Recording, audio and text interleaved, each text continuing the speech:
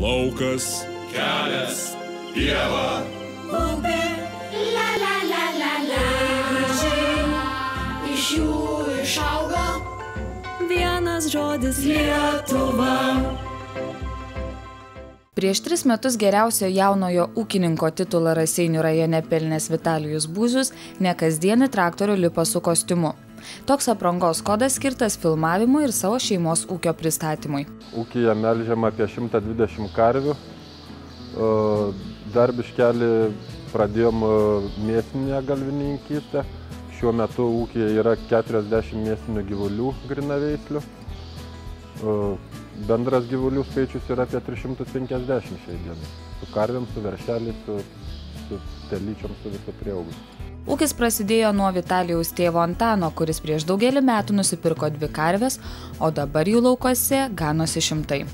Ryte melžia 2 melžėjos, vakare 2, tai apie 120 karvių, tai vienai melžėjai tenka po 60 karvių pamelžti. Vis dėlto krizė pieno rinkoje pastumėjo Vitalijų ieškoti naujų ūkininkavimo būdų. Dabar Būzių ūkyje ganosi ir mėsiniai galvijai. Jeigu dar kažkiek smarkiai jau blogės, tai aš manau, kad pereisim prie mėsinės galvininkystės visiškai. Naujos ūkininkavimo krypties Būzių ūkyje galėjo ir nebūti, mat Vitalijus ne iš karto ryžosi tęsti tėvo pradėtus darbus. Tėvelis viską įsubavo, tai ir taip netyčiom pasilikau. Iš pradžių nenoriai, bet dabar jau tapo gyvenimo būdu. Stebint, kaip sunkiai dirba tėtis Antanas, Vitalijus matė, kad kiekviena diena yra vis naujas išbandymas, o nežinomybė jį gąsdino. Tie tokie dideli svyravimai, čia diena gerai, 2 blogai, va taip ir. Šiandien joks stresas Vitalijui nebaisus. Jis strateguoja, planuoja ir įgyvendina savo svajones. Stengiuosi būti griežtas ir teisingas, bet ne visados tai pavyksta. Griežtų būti gal ir ne visados ūkyje pavyksta, bet teisingai rengti paraiškas ES paramai gauti Vitalijui pavyksta išties puikiai. Dar kai tėtis ūkininkavo, jisai pradėjo visus tuos Europos projektus įsisavinti, tai ir nuo to laiko jau taip kaip ir į kraują įaugo, kad duoda tai reikia imti, muša bėgti. Šiame kabinete naujos kartos ūkininkas praleidžia daugiau valandų nei laukuose su traktoriumi. Taip, popierizmo labai daug ir su žmonėms sunku, tai investuojam į našesnę techniką, kad greičiau būtų atliekami darbai ir būtumėm konkurencingi rinkoje. Vitalijus teikia paraišką pagal Lietuvos kaimo plėtros 2014-2020 metų programos priemonę investicijos į materialųjį turtą, veiklos sritį, parama investicijoms į žemės ūkio valdas ir gavo pinigų naujai technikai. Per paskutinį tą projektą dar jisai nėra užbaigtas, bet jau yra įsigyta traktorius, šienapjovių kombinacija, rinktuvinė priekaba, sėjamoji, kultivatorius, plūgas.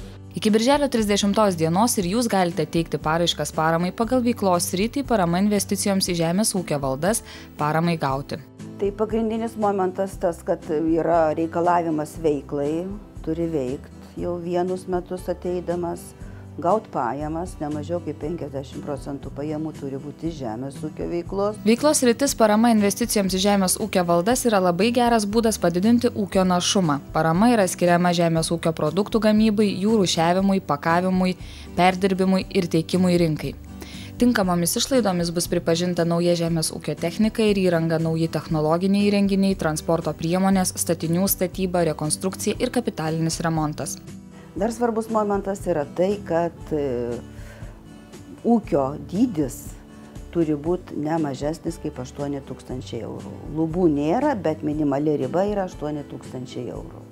Tik su tokiu ūkio dydžiu pareiškėjai gali ateiti šią priemonę. Gyvulininkystės, sodininkystės, daržininkystės ir uogininkystės sektoriuose didžiausias bendros paramos lygis yra iki 70% visų tinkamų finansuoti projekto išlaidų.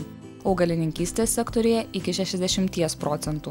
Yra pareiškėjų, kurie vykdantis veiklą gyvulininkystės sektoriuje, jie stato, fermą statosi, pasitvarko mėšlo šalinimo įrangą įsigyja. Daržininkystėje taip pat įrengia sandėlių įrangą perka.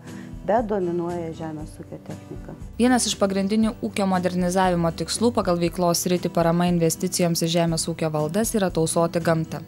Šiandien svarbu ne tik didinti gamybos apimtis ir spartinti procesus. Šiuolaikiniam ūkininkui turi rūpėti, kokį poveikį jo ūkininkavimas daro aplinkai. Kuo naujesnė technika, tuo jinai turi aukštesnius standartus ir mažesnis poveikis yra daromas aplinkai. Konkurencija šioje priemonėje labai didelė. Ūkininkų negąsdina nei dalinis paramos intensyvumas, nei aukšti reikalavimai. Kurie bijo, tie neina į paramą. O tie, kurie nebijo, sėkmingai modernizuoja savo ūkį kaip Vitalijus Būzius.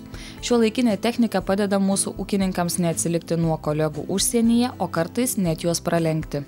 Aš manau, kad neraudonuojam pagal technologijas ir tas visas modernizacijas šias Europos pagalba esam gan pasistumėję gan neblogai. Šių laikų traktoriai kainuoja porą šimtų tūkstančių eurų, nes yra išmanus ir darbus atlieka gerokai greičiau. Jie protingi yra tie traktoriai ir dabar, kur pirkau tą techniką, kaip pavyzdys, seniau šienaudavom, sudėti kaupą šienainio užtrukdavom apie savaitę, dabar su nauja technika užtrukom 3 dienas. Viso to pasiekoje gerėja pašaro kokybė ir iš karvių tikimės gauti didesnius primilžius, duodami geresnį pašarą, kas visumoje atsiliepia galutinį rezultatą, didesnės pajamas. Šiuo metu Vitalijus dar tik įpusėjo įgyvendindamas ūkio modernizavimą pagal veiklos sritį parama investicijoms į žemės ūkio valdas. Dar planuose grūdų džiovinimo ir sandėliavimo įranga ir mažas traktorius. Tam, kad ūkio technikos parkas plėstųsi, o ūkis klestėtų, Vitalijus kasdien daug valandų darbuojasi su dokumentais. Reikalų būna tiek daug, kad iš kabineto pavyksta ištrūkti tik naktį. Mano diena dar ir šeima yra, tai 8 valandą turiu vaikus nuvežti į darželį ir tada jau prasideda visur darbus sudėlioti, visus dokumentacijos, visi labai daug popierinių tų reikalų. Ir trunka visai ir iki 10 ir iki 11. Gamtos žmogui visą dieną praleisti prie popierių būna itin sunku emociškai. Kiekvieną akimirką Vitalijus jaudinasi, ar viskas gerai fermoje, ar visi darbininkai susitvarko su užduotimis. O jeigu prie popierių, tai galvoju, ar tas daro tai, ką paliepęs, ar kitas daro tai, ką paliepta ir pastoviai galvoju ir... Kai galva sprogsta nuo popierių ir lentelių kompiuterio ekrane, Vitalijus eina išsikrauti. Labiausiai pailsi tai, kai su traktorium kažkur išvažiuoji į laukus ir kažkokį darbą atlieki, tai vis tiek tai būna tuo metu pagrindinis darbas ir visa didesnioji dėmesio dalis skirta tam. Ūkis su visais iššūkiais ir darbo gamtoje malonumais yra Vitalijaus teritorija, kur jo žmona nosies nekiša. Kai pradėjom bendrauti, žmona pasakė, kad Melžėje nebūsi, jeigu ieškai Melžėjos, tai ne tuo adresu ir nusprendėm, kad ne Melžėjos ieškau, tai radau žmoną. Jauna šeima apsigyveno Raseiniuose ir jau augina 2 vaikus. Dukra 6 metų ir sūnus 2 metų. Gali būti taip, kad po 20 metų istorija pasikartos ir bus 3 Būzių ūkio karta.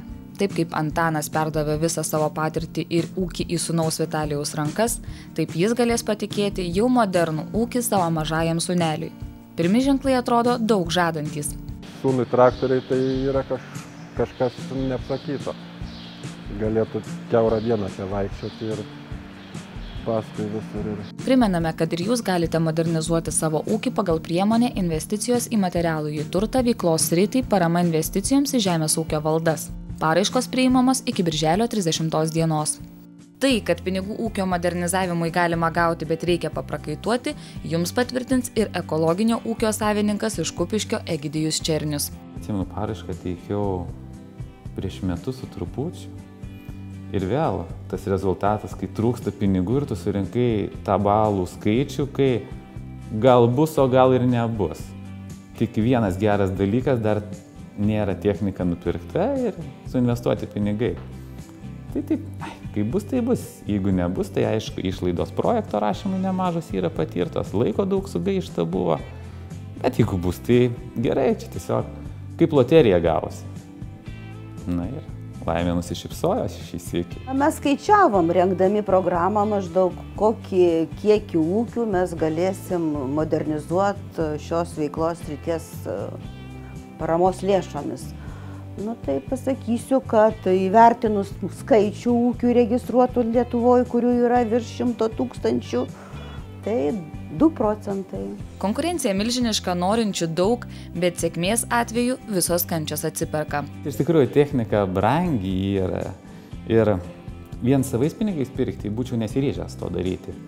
Bet kadangi dabar beveik pusę kompensuoja, tai jau yra įmanoma padaryti. Jau atsiperka, nes skaičiuojant viską, grinai savais pinigais pirkti, neapsimoka. Tiesiog neverta tada. Geriau padėvėtą kažkokią tai pirkti, nes amortizacija didžiulė technikos, jinai neatperka pati savęs. Bandantiems staigiai susigaudyti, apie kokias sumas kalbame, pateiksime labai iškalbingą pavyzdį paremtą Kupiškio nekilnojamojo turto kainomis.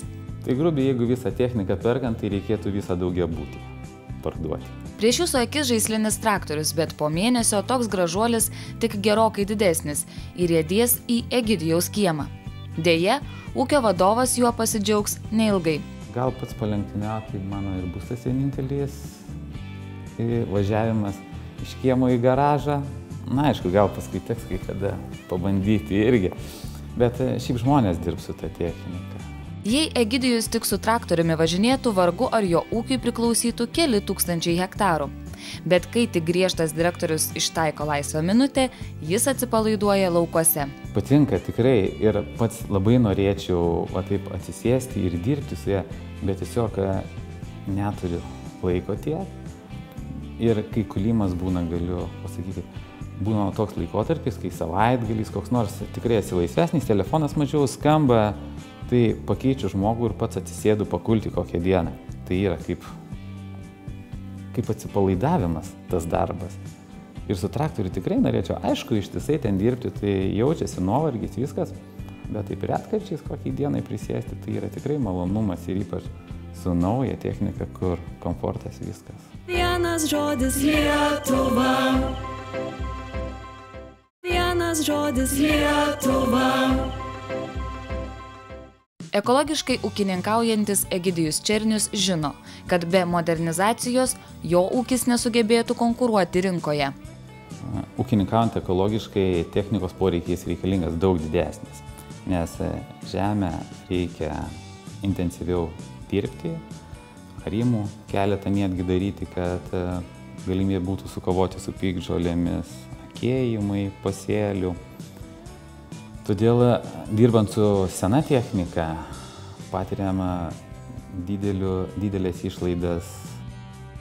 Dabar stovi kieme 2 galiūnai, jau mano metų beveik galim sakyti, tai juos 2 turės atstoti pagal programą perkamas naujas vienas traktorius ir įsivaizduoju, jis 2 našiau ir greičiau viską padarys. Atnaujinti ūkio technikos parką Egidijus norėjo jau anksčiau, bet pirmas bandymas gauti paramą ūkio modernizavimui nepavyko. Pagal programas yra tekę man truputį nusipirkti, bet ten simboliškai labai nedideliam sumom, nes paskutiniu laikotarpiu nepavyko projektą laimėti. Remdamasis ankstesnė teigiama patirtimi, jis nenuleido rankų ir pabandė dar kartą. Paraiška pagal Lietuvos kaimo plėtros 2014-2020 metų programos priemonė investicijos į materialųjį turtą, veiklos sritį parama investicijoms į žemės ūkio valdas buvo patvirtinta. Pinigai naujam traktoriui gauti. Teikti paraiškas savo ūkio modernizavimui galite ir jūs iki birželio 30 dienos. Tikrai ši technika turi atvažiuoti į šitą kiemą. Pamatys. Minčių, kad kažkas gali nepavykti, jaunasis ūkininkas neprisileidžia. Aš ir kitiems žmonėms pasakau, kai darbas yra malonumas, tai darbas ir laisvalaikis tuo pačiu yra. Nuo vaikystės puoselėta svajonė ūkininkauti labai greitai tapo realybė. Kaip ūkininkavimą aš turėjau svajonę nuo mažens. Visą laiką mažas jau būdamas svajojau būti didelis ūkininkas. Na ir tą svajonę pradėjau įgyvendinti tada ir per 10 metų sukūriau tokį ūkį, kokį dabar turiu. Savo ūkiui Egidijus ruošiasi keletą metų. Studijas derino su darbu ir taupė pirmam kapitalui. Kai mokslai buvo baigti ir pinigai sutaupyti, Egidijus grįžo į Kupiškį. O darbas buvo parduotuvėje, padalinio vadovu buvau, tai realiai turėdavau laisvo laiko vakarais, savaitgalį laisvi būdavo. Ir pradėjau realiai augalininkystę, pradžia visa buvo, tai viską pasidarydavai, grįždavai iš darbo 6 valandą, sėsdavai į traktorių ir pirmin beveik iki ryto, o ryte į darbą važiuoji, tai pradžia tokia sunki buvo keletą metų, kol pats viską darydavau, samdomų darbuotojų neturėdavau, o po keletą metų pamačiau, kad ūkija labiau patinka negu darbovietėje, tai su darbu baigiau ir pradėjau tik ūkininkauti. Iš pradžių ne visi pritarė Egidijaus norui ūkininkauti. Kai pradėjau ūkininkauti, prisimenu, tėtis kaip ir toks viduje truputį džiaugiasi. Mama tai taip, nėra ko tau lyst vaikelį, ten galvoja ir tetulytės ten visos. Vaikelį nelysk į šitą š, nes koks Lietuvos ūkininkas buvo apie 2000 metus, visi įsivaizduodavo, tai žmogus paskendęs darbuose, visas purvinas ir su šakėm rankos. Bet per 10 metų viskas kardinaliai pasikeitė. Egidijus buvo ryžtingas. Už užsienyje uždirbtus pinigus jis įsigijo pirmuosius nuosavus žemės hektarus. Vienais metais 10, kitais 6. Prie jų dar prisidėjo 15 hektarų tėvų turėtos žemės. Pirmi hektarai buvo, kai grįžau pirmais metais iš Anglijos ir nusipirkau 9 hektarų žemės. Bet dar tada tais metais neūkininkavau. Tada kitais metais iš Anglijos grįžęs nusipirkau dar 6 hektarų žemės. Egidijaus tėtis tuomet pasinaudojo ankstyvoje pasitraukimo iš žemės ūkio galimybe ir turėtą žemę padovanojo sūnui. Išsinuomojęs dar 30 hektarų, Egidijus pradėjo ūkininkauti apie 70 hektarų plote. Gal kai vaikystėje buvo ir aplinkui supo ūkininkai, kurie 15-20 hektarų dirbo, tai kaip ir toks didžiulis tas startas atrodo. Šiai dienai žiūrint, tai netrodo, kad tai labai daug 70 hektarų, bet kai dirbau vienas su vienu traktorium, tai atrodė daug, nes net miegot laiko nebelygdavo, kol tą 70 hektarų įdirbi. Dabar jo valdos siekia 1000. Egidijus ūkininkauja ekologiškai ne tik dėl to, kad tai apsimoka finansiškai. Ekologinis ūkis surenka 2 mažiau derliaus nei chemizuotas, bet vien dėl to Egidijus chemikalais savo žirnių purkšti neketina. Jeigu chemizuotas laukas ir padarai bent vieną purškimą, viskas, tada reikia visus daryti, nes tave ir vabalai, ir lygos užpuls toks vaizdas, kad kai bakteriją kokią įmestum, o jeigu ekologinis laukas nieko nedarai, tai dažniausiai ir lygų mažai būna, ir vabalų jokių nebūna. Jokių lygų, jokių vabalų nieko nėra. Šalia žirnių lauko ganosi pirmoji Egidijaus mėsinių galvijų banda iš Prancūzijos. Vos išvydusios kameras karvės susirinko savęs parodyti ir mus pažiūrėti. Egidijus nusprendė surizikuoti ir išbandyti naują ūkininkavimo šaką. Šie gražuoliai bus auginami veisimui. Sumanimų ir planų tiek daug, kad Egidijus vos spėja suktis. Gerai, kad jis turi, su kuo pasitarti. Sesė irgi turi augalininkystės ūkį ir irgi ūkininkauja ir reikia kažkiek, tai padedam vienas kitam. Viskas apgalvota, suplanuota ir sudėliota. Egidijus galvoja, kad paromis laukose dirbantis ūkiai neturi ateities. Jeigu nori daugiau pasiekti, daugiau dirbti, nesustoti vietoje, tobulėti, tai realiai privalai atsisakyti traktoriaus vairo. Lietuvoje vis dar yra ūkininkų, kurie neturi laiko galvoti apie modernizaciją, nes iš nuovargio su visais botais griūva į lovą. Yra tokių ūkininkų, bet aš manau, geriau yra skaičiuoti truputį ir nueiti miegoti be botų. Šiuo metu Egidijus samdo beveik 40 žmonių ir daro viską, kad jie norėtų likti dirbti Lietuvoje.